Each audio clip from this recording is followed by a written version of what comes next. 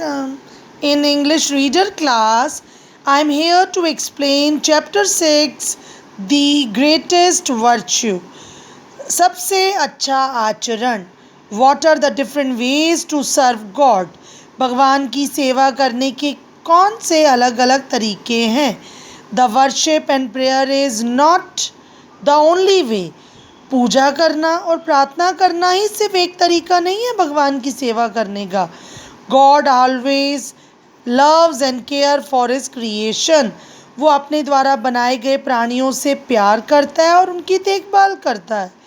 N illiterate farmer in the story nursed and cared for a stray dog in his own humble way. इस कहानी में एक illiterate means अनपढ़ किसान गली के आवारा कुत्ते की सेवा करता है, देखभाल करता है अपने बहुत अच्छे तरीके से. मतलब कोई उसके मन में बुरा व्यवहार नहीं होता, बहुत ही अच्छे तरीके से उसकी सेवा करता है. Hence he was greater than others. इसलिए वो औरों से अच्छा पाया गया, अच्छा माना गया. Once upon a time there was a kind and religious king. एक बार की बात है, वहाँ पर एक दयालु और धार्मिक राजा था. He ruled over a small kingdom in Odisha. वह छोटे से उड़ीसा के छोटे से राज्य में राज्य करता था. He treated his subject like his children. वो अपने विषयों की ऐसा व्यवहार करता था अपने विषयों मीन्स अपने क्षेत्रों में जो भी उसके क्षेत्र थे कार्य करने के, वो हम हर काम को अपने बच्चों जैसा व्यवहार करता था. He did many welfare activities for the people of the kingdom. उसने बहुत सारे कल्याणकारी कार्य किए अपने राज्य के लोगों के लिए. The people of his kingdom were also honest and hardworking. उसके राज्य के लोग ईमानदार और परिश्रमी थे. They worked hard in their fields and grew rich crops. वे अपने खेतों में कड़ी मेहनत करते थे और बहुत ही अच्छी फसलें उगाते थे. People living in his kingdom were happy and content. जो उनके राज्य में लोग रहते थे वो खुश भी थे और संतुष्ट भी थे. With the passage of time, समय बीतने के साथ, किंग वॉज गेटिंग ओल्ड. राजा बूढ़ा हो रहा था. So one day he decided to retire and devote the rest of his life in prayer and worship of God.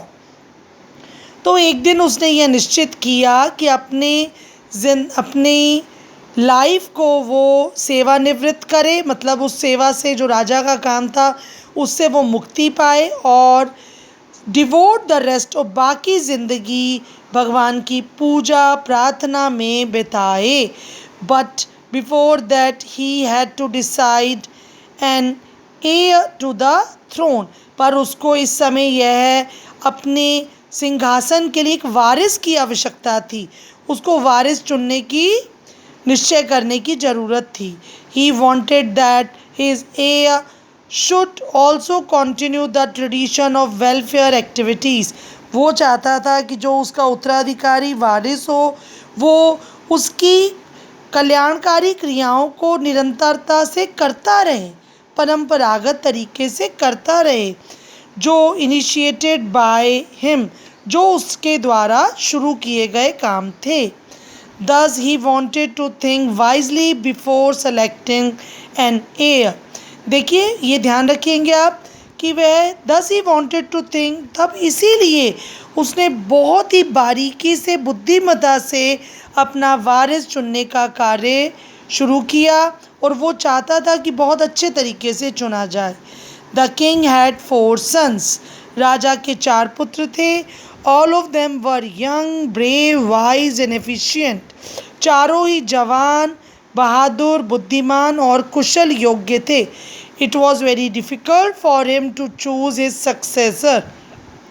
उसके लिए उनमें से एक चुनना, अपना उत्तराधिकारी चुनना बहुत ही मुश्किल था. He thought over the matter for many days and consulted his ministers.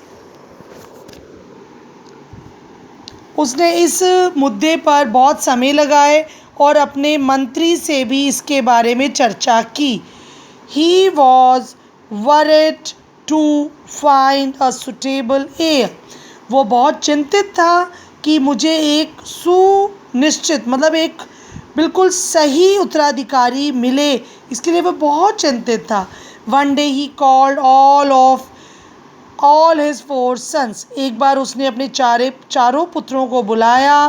And I want to choose one of you as my successor, for which I have a condition. मैं चाहता हूँ तुम में से मेरा एक उत्तराधिकारी चुना जाए, उसके लिए एक स्थिति रखी गई है, एक शर्त रखी गई है। You have to bring the holiest man in my palace. तुम मेरे महल में सबसे धार्मिक व्यक्ति को लाओ। Whoever succeeds will be my heir. जो भी इसको प्राप्त कर लेगा वही मेरा उत्तराधिकारी, मेरा वारिस होगा। Thank you and have a nice day.